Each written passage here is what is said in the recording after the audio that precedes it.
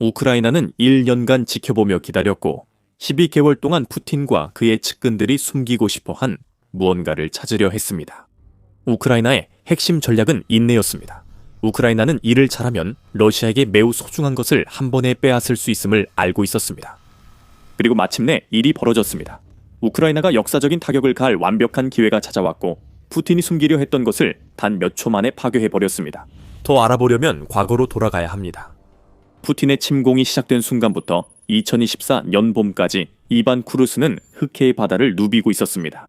이 배는 러시아가 보유한 가장 중요한 첩보함 중 하나였으며 우크라이나의 움직임을 전자적으로 정찰하는 임무를 맡았을 뿐만 아니라 전자전을 통해 드론을 무력화하고 흑해 함대의 나머지 선박들에게 핵심 통신과 함대 지휘를 제공하는 역할도 했습니다. 우크라이나는 이 첩보함이 직접적인 공격 위협은 크지 않더라도 반드시 제거해야 한다고 인식했습니다. 이 배는 러시아 군함들을 지휘하고 우크라이나의 공격 피해를 최소화하는 데 핵심적인 역할을 했습니다. 우크라이나는 서둘러 움직일 수 없었습니다. 이반 쿠루스는 잡기 어렵고 교묘히 움직이는 배로 푸틴이 어떤 대가를 치르더라도 꼭 지키고 싶어 했던 함정입니다. 이 배를 잃으면 흑해 함대의 공격 능력이 마비되고 크림반도가 우크라이나 드론과 미사일에 취약해진다는 것을 푸틴이 잘 알고 있었기 때문입니다. 우크라이나는 공격 적기를 찾는데 1년을 썼습니다. 그러나 그 순간 우크라이나는 망설임 없이 기다리던 일을 실행했습니다. 그리고 영상을 계속 보시면 아시겠지만 우크라이나가 이반 쿠루스 회입힌 실제 피해 규모는 최근 공개된 충격적인 사진들을 통해 이제야 밝혀지고 있습니다. 이 사진들은 한때 자랑스러웠던 배가 얼마나 망가졌는지 보여줍니다. 하지만 그 이야기는 나중에 다루고 우크라이나가 이 배를 추적한 이야기가 핵심입니다. 우크라이나는 이반 쿠루스에 직접 타격하기 전에도 여러 번 시도했습니다. 우크라이나는 2023년 5월 러시아 함선을 거의 격침시켰고 크렘린의 경고가 될 뻔한 공격에서 거의 성공할 뻔했습니다. 우크라이나의 폭발물 탑재 드론 보트들이 흑해 깊숙이 보스포루스 해협에서 북동쪽으로 약 75마일 떨어진 곳을 항해하던 이반 쿠루스를 포착하는 데 성공했습니다. 하지만 우크라이나가 곧 알게 되듯 이것은 기회였습니다. 공격의 완벽한 시기는 아니었습니다. 우크라이나 드론 보트들은 310마일 넘게 항해한 후 이반 쿠루스를 추격하기 시작했습니다. 그래도 그들은 필요한 곳까지 도달했고 이반 쿠루스가 훨씬 더 일찍 침몰하지 않은 것은 우크라이나의 통제 밖에 있는 무언가 때문이었습니다.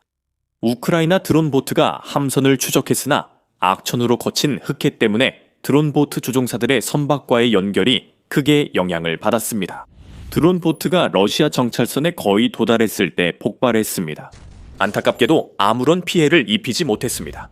이반 쿠루스는 가까스로 공격을 피했고 우크라이나는 또 다른 날을 기다려야 했습니다. 그날은 약 10개월 후인 2024년 3월 26일에 찾아왔습니다. 밀리터리 쇼는 심하게 손상된 이반 쿠루스가 크림반도의 세바스토폴 항구에 정박해 있는 것으로 보이는 위성 사진을 공개했습니다. 우크라이나 해군 대변인 드미트로 플래트니추크는 무슨 일이 있었는지 설명하면서 우크라이나가 3월 23일부터 24일 사이 이 함선을 상대로 일련의 미사일 공격을 마침내 성공시켰고 그 결과 이반 쿠루스가 임무에서 제외되었다고 밝혔습니다. 그때는 우크라이나가 입힌 피해 규모를 알지 못했습니다. 우리가 참고할 수 있었던 것은 플래트니추크의 발언뿐이었습니다. 그는 이반 쿠루스 함선에 관해서는 정찰 장비의 손상을 확인할 수 있습니다. 라고 보도했습니다. 즉, 이제 전투 준비가 안 되어 본래 임무를 수행할 수 없습니다. 전투 준비가 되어 있지 않다는 것이 반드시 함선이 파괴되었다는 뜻은 아니지만 이제 우리가 알게 된 바로는 이반 쿠루스는 러시아에게 완전히 쓸모없게 되었습니다. 2024년 3월 공개된 일부 위성사진은 우크라이나가 러시아 정찰선을 얼마나 강하게 타격했는지에 대한 일부 단서만 제공했습니다. 하지만 2월 26일 크림윈드 텔레그램 채널을 통해 여러 장의 추가 사진이 공개되었습니다. 2024년 3월 24일 이반 쿠루스가 공격받았으며 위성사진에서 선미 손상이 확인됐다고 해당 채널이 보도했습니다. 러시아는 선박 손상을 부인했지만 사건 후 정찰함은 항해하지 않았고 흑해 함대가 항구에 숨겼습니다. 현재 이 선박은 전투 준비가 안 된 상태입니다. 그런 반응은 러시아에게는 흔한 일입니다. 우크라이나가 아무리 공격에 성공하더라도 러시아는 항상 아무 일도 없었다고 주장하거나 혹시 일이 있었다 해도 피해가 경미했다고 말할 것입니다. 하지만 러시아의 정찰함이 손상된 함선의 초기 위성 사진이 공개됐을 때와 마찬가지로 여전히 같은 세바스토폴 항구에 머물러 있다는 점이 의미심장합니다. 거의 2년이 지난 지금도 그 배는 한치도 움직이지 않았고 사진을 자세히 들여다보면 그 이유를 쉽게 알 수 있습니다. 우크라이나는 1년 동안 추적한 끝에 이반 쿠루스를 단순히 공격한 것이 아닙니다. 우크라이나는 흑해 함대에서 가장 중요한 함정 중 하나를 무력화시켰습니다. 크림윈드가 공유한 멀리서가 아니라 해수면에서 이반 쿠루스를 촬영한 사진들을 자세히 살펴보면 우크라이나가 입힌 피해의 전모를 알 수 있습니다. 함교는 거의 완전히 파괴되어 즉시 이 함정의 핵심 지휘센터 중 하나를 잃게 되었습니다. 이반 쿠루스의 마스트와 굴뚝에도 구조적 손상이 발생했으며 특히 마스트에는 정보 수집과 러시아의 다른 군함의 정보를 전송하는데 매우 중요한 안테나 시스템이 설치되어 있었습니다. 유나이티드 24 미디어에 따르면 피해가 더 심각하다는 다른 징후도 있습니다. 우선 위장망이 선박 앞 갑판을 덮고 있습니다. 위장망 아래 어딘가에 러시아가 아무에게도 보여주고 싶지 않은 무언가가 있기 때문에 그 망이 설치되어 있다고 추정하는 것은 무리가 아닙니다. 더 많은 손상이 있었을 가능성이 가장 높아 보이며 아마도 그 손상이 너무 심각해서 러시아가 거의 2년 동안 시도했음에도 불구하고 아직까지 수리하지 못한 것일 수도 있습니다. 수리에 대해 말하자면 사진에는 함선 도치대가 비계로 둘러싸인 모습도 보입니다. 이것은 러시아가 손상된 함선을 수리하려고 시도하고 있다는 것을 의미하지만 분명히 큰 성과를 거두지 못하고 있다는 것을 보여줍니다. 유나이티드 24 미디어는 이반 쿠루스 선미에 일반적인 장비가 안 보인다고 덧붙였습니다. 그 장비도 우크라이나 미사일 공격에 파괴됐나요? 러시아가 이반 쿠루스가 흑해에 복귀할 수 없다고 판단해 장비를 떼어낸 건가요? 이 질문들에 대한 답을 우리는 영영 알지 못할 수도 있지만 한 가지는 분명히 알고 있습니다. 러시아는 우크라이나가 이반 쿠루스를 공격했다는 사실을 부인하려 했을 때 거짓말을 했다는 것입니다. 지금 우리가 이 선박에서 보는 모든 것은 지난 2년 동안 제대로 운항하지 못했다는 것을 보여줍니다. 그리고 여전히 보이는 심각한 손상 정도를 볼 때 러시아가 이 선박을 곧바로 수리할 것 같지는 않습니다. 이것은 푸틴의 침공 이후 우크라이나에 의해 체계적으로 약화된 흑해 함대가 매우 중요한 함정을 잃었다는 의미입니다. 얼마나 중요한지 궁금하시죠? 잠시 후 답변 드리겠습니다. 지금은 더 밀리터리 쇼를 시청 중이십니다. 우크라이나 전쟁 소식이 궁금하다면 구독 버튼을 눌러주세요. 우크라이나가 이반 쿠루스함을 오랫동안 추적한 데에는 중요한 이유가 있습니다. 1년치 자원을 투입하는 데 많은 시간과 비용이 들었지만 이 함정이 러시아와 흑해 함대에 매우 중요했기 때문에 그만한 가치가 있었습니다. 2018년에 흑해 함대에 배치된 이반 쿠루스함은 러시아에서 가장 진보된 정보 수집함 중 하나였습니다. 이 함정은 러시아의 더 거대한 소련 시절 첩보함을 대체하려 설계되었고 외형에서도 알 수 있습니다. 이반 쿠루스함은 4,000톤 미만의 배수량으로 최대한 눈에 띄지 않도록 의도적으로 설계되었습니다. 러시아는 이 함정이 오랜 시간 바다에 머물 수 있게 했으며 8,000마일이 넘는 항속 거리를 자랑합니다. 참고로 미국 해군연구소에 따르면 흑해의 동서 최대 폭은 730마일인데 이는 이 정찰함 한 척이 연료를 보급받기 전까지 흑해의 가장 넓은 지점을 왕복으로 거의 5번 반이나 항해할 수 있다는 뜻입니다. 그런 항속력은 매우 중요했습니다. 이반 쿠루스가 작전 중일 때 전쟁에서 가장 중요한 해역에서 항상 존재하는 눈과 귀 역할을 했다는 의미입니다. 흑해 함대의 많은 함정을 다루는 러시아 매체인 KCHF 던데루는 러시아는 이 함정에 대해 특히 자부심을 가지고 있었다고 설명합니다. 이 매체는 이 함정이 성능 특성과 능력 면에서 이전 세대의 유사한 함정들보다 상당히 우수하며 이는 주로 다재다능함과 높은 수준의 자동화, 그리고 시스템 통합 덕분이라고 전하고 있습니다. 이반 쿠루스는 공격도 할 수 있었습니다. 이 함정에는 6개의 9K-38 이글라 지대공 미사일 발사기가 탑재되어 있었으며 이 발사기들은 총 32발의 9AM-39 미사일을 장착해 항공기와 헬리콥터를 공격할 수 있었습니다. 또한 근접하는 드론 보트를 포함한 모든 선박을 공격할 수 있는 내문이 14.5mm MTPU-1 잔로 기관총도 갖추고 있습니다. 이 함정은 러시아 해군 기준으론 인상적이었지만 이제 완전히 망가졌습니다. 세바스토폴 항구에 거의 2년째 묶여 있는데 1년간 준비된 역사적 우크라이나 드론 공격의 결과로 이반 쿠루스함이 영구적으로 무력화된 듯합니다. 그래서 우리는 이 한 척의 함정이 러시아에게 어떤 의미였는지 알고 있습니다. 하지만 우크라이나 미사일이 얼마나 큰 피해를 입혔는지 확인된 사실이 앞으로 흑해 함대와 러시아에 어떤 의미가 있을까요? 흑해 함대 입장에서는 전쟁에서 해상전을 지배할 것으로 여겨진 함정 집단의 큰 타격입니다. 우크라이나는 이 분야에서 러시아와 경쟁이 불가능하다고 여겨졌습니다. 순찰함과 일부 기뢰전 함정을 빼면 해군도 거의 없었기 때문입니다. 러시아에게 흑해는 크림반도에서 우크라이나 본토로 병력과 장비를 보낼 수 있는 통로가 될 예정이었습니다. 하지만 그곳은 수많은 러시아 전함잔해의 무덤이 되고 말았습니다. 이반 쿠루스와 같은 함정을 잃은 것은 전쟁 내내 우리가 목격한 흑해 함대의 굴욕에 큰 역할을 했습니다. 이 배는 러시아가 공격을 미리 감지할 수 있도록 특별히 설계한 함정이었다는 점을 기억하세요. 그런데도 우크라이나 미사일이 명중했을 때 아무런 대응도 하지 못했습니다. 함정이 사라지면서 흑해 함대는 더욱 취약해졌습니다. 크림반도도 마찬가지입니다. 곧 러시아에서의 의미를 설명하겠습니다. 흑해 함대로 다시 돌아가서 디펜스 24는 푸틴이 침공을 시작한 이후 약 3분의 1의 함정을 잃은 그 함대의 실패가 러시아가 현대 해군 전투 작전의 현실에 대비하지 못했다는 것을 보여준다고 말합니다. 공중 해상 드론과 미사일이 흑해 함대를 초토화해 러시아 군함들이 우크라이나 사거리 밖으로 멀리 철수했고 전쟁에 더 이상 큰 영향을 주지 못하고 있습니다.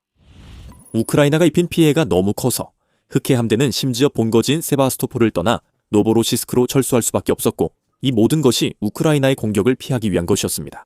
우크라이나는 2023년 크림반도 흑해 함대 본부를 스톰 섀도우 미사일로 타격했습니다. 이는 우크라이나의 러시아 해군력 파괴 작전이 얼마나 오랫동안 효과적으로 진행되었는지 보여줍니다. 또한 이는 다시 크림반도로 이야기가 이어집니다. 이제 이반 쿠루스의 손실도 러시아 흑해 함대의 여러 손실 중 하나임이 분명해졌습니다. 러시아 정보함이 없으면 함대는 우크라이나의 공격을 방어하는 데 필요한 정보를 얻지 못해 더 취약해집니다. 불법 합병된 크림 반대도 같은 말을 할 수 있습니다. 흑해 함대 선박들이 항구를 떠나고 이반 쿠루스가 항구에 묶인 상황은 우크라이나가 크림반도 공격을 강화할 수 있게 된 것이 우연이 아님을 보여줍니다. 크림반도로 이어지는 다리에 대한 공격은 정기적으로 일어나고 있으며 반도 내 주요 자산을 겨냥한 우크라이나의 공격도 마찬가지입니다. 실제로 2월 20일에는 우크라이나가 크림반도의 벨벡과 카체르 비행장에 대규모 드론 공격을 감행했고 잔코이의 연료 및 윤활유 저장소도 공격했다는 소식이 전해졌습니다.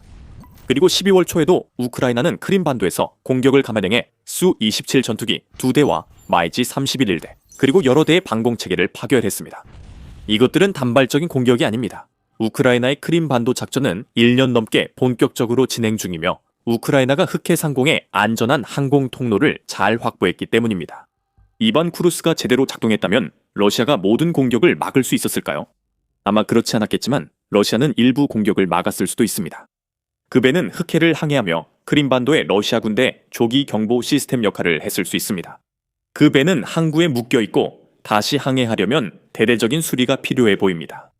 우크라이나가 러시아 방어력을 약화시킨 이번 작전에서 2년 전 이반 쿠루스 파괴가 크림반도에서 우크라이나의 현재 활동을 가능하게 한 핵심 계기였을 수 있습니다.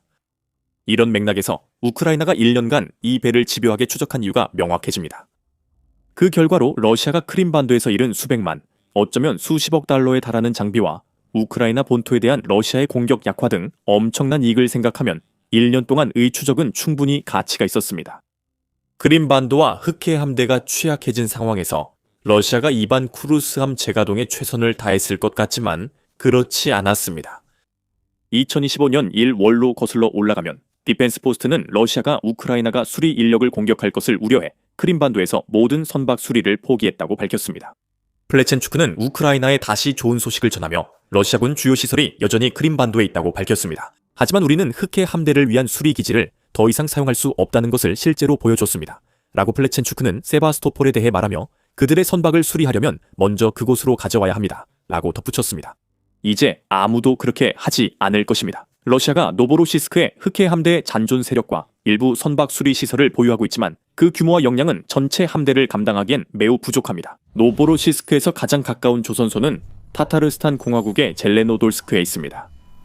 하지만 그곳은 약 2200km, 즉 약 1360마일이나 떨어져 있습니다. 그리고 러시아가 그곳으로 보내는 어떤 군함도 터키가 흑해로 들어가는 해협을 통해 군함의 항해를 금지했기 때문에 다시 흑해로 돌아올 수 없을 가능성이 높습니다. 그리고 설령 러시아의 군함이 젤레노돌스크에 도착할 수 있다고 해도 그 시설은 원래 내륙에 위치해 있던 곳으로 항해할 수 있는 소형 미사일 함정만 수리할 수 있습니다. 영상 초반에 우리가 함께 살펴봤던 사진들을 다시 한번 떠올려 보세요. 이반 쿠루스 도시대에 비계가 설치됐다고 말씀드렸습니다. 그것은 마치 수리 작업이 진행 중인 것처럼 보이게 만듭니다. 하지만 러시아가 2025년 1월이나 그 이전부터 세바스토폴에서 선박을 수리하지 않았다면 사진에 보이는 것은 러시아가 세바스토폴에서 철수할 때 이반 쿠루스와 함께 벌여진 수리 작업의 잔해일 뿐입니다. 한때 흑해 함대 전체에서 정보 수집의 보석이었던 러시아의 파괴된 정찰함은 이제 항구에 홀로 남아 있습니다. 정비하지 않으면 그 배는 우크라이나의 감시 속에 천천히 썩게 됩니다. 이반 쿠루스가 침몰하지 않은 이유는 우크라이나가 미사일이나 드론을 낭비하지 않으려 했기 때문입니다. 그 배는 텅 빈 항구에 방치돼 있으며 이반 쿠루스는 우크라이나가 러시아 수리팀을 유인할 미끼일 뿐입니다. 러시아는 그 배를 수리하려고 시도할 수 있습니다.